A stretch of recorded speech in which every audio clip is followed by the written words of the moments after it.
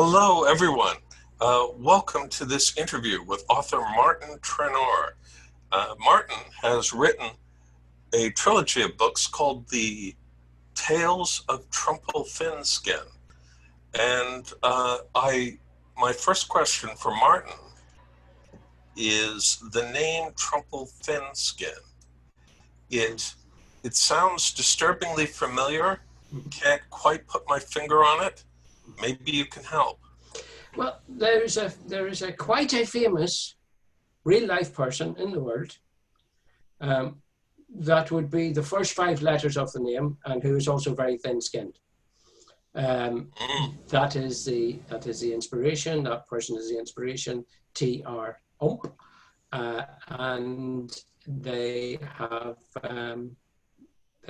characteristics similar to the hero of the three books, Trumplethinskin himself. Well, the characters in your book, the main character, Trumplethinskin, does have a noticeable lack of introspection, but also extreme narcissism. So I can see how this might reflect upon the real world in some way.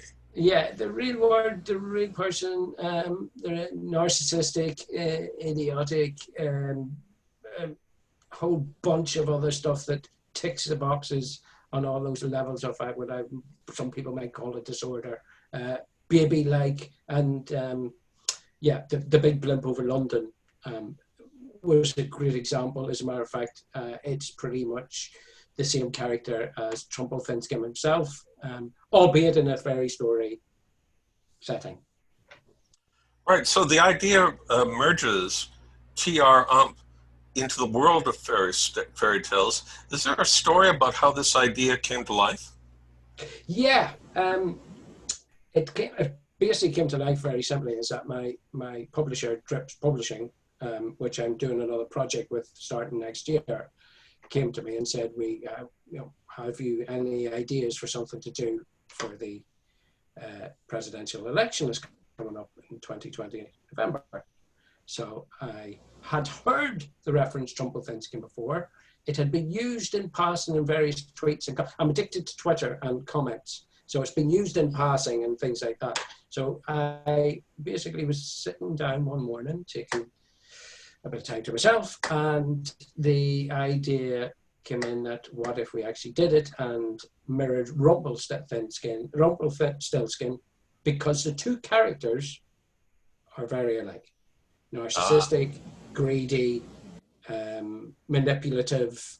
It matches the story of Rumpelstiltskin, and Trumplethinskin matches, albeit Trumplethinskin goes in his own direction with all the usual stuff that you would expect related to the real life person themselves. Well, speaking of real life, can you tell us a bit about your background as an author, or what you've written about before? I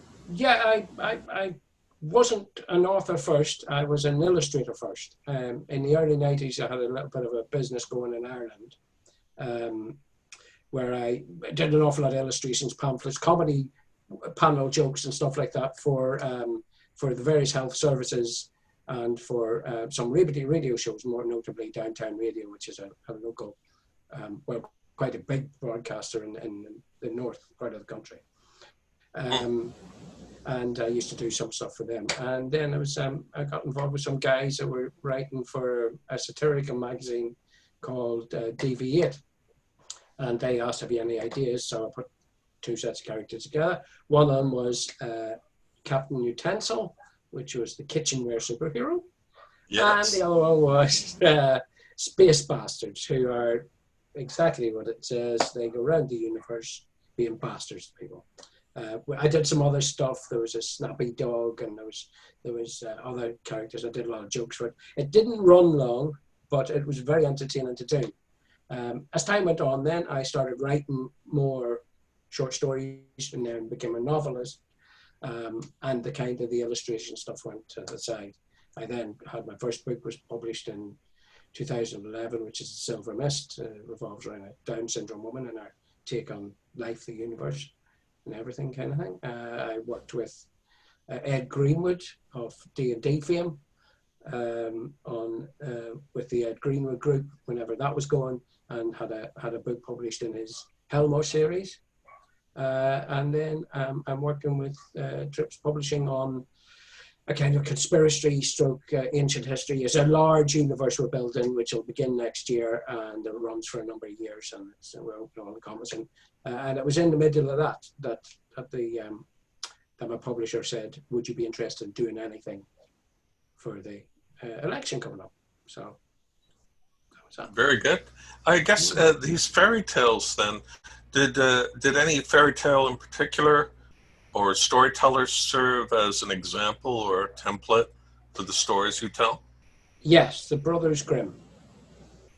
Actually, there's two parts of it. The Brothers Grimm stories tend to be less moralistic and more story. That's why I like them. They're deeper stories rather than, you know, we all lived happily ever. People don't really live happily ever after in them. They're tougher.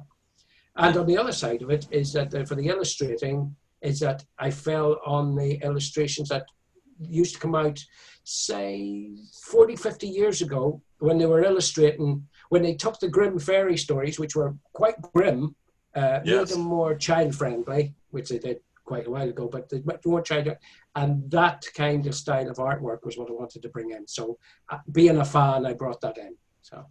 Oh, that's right, because we should mention that these books are, of course, illustrated by you. Yeah, written and illustrated.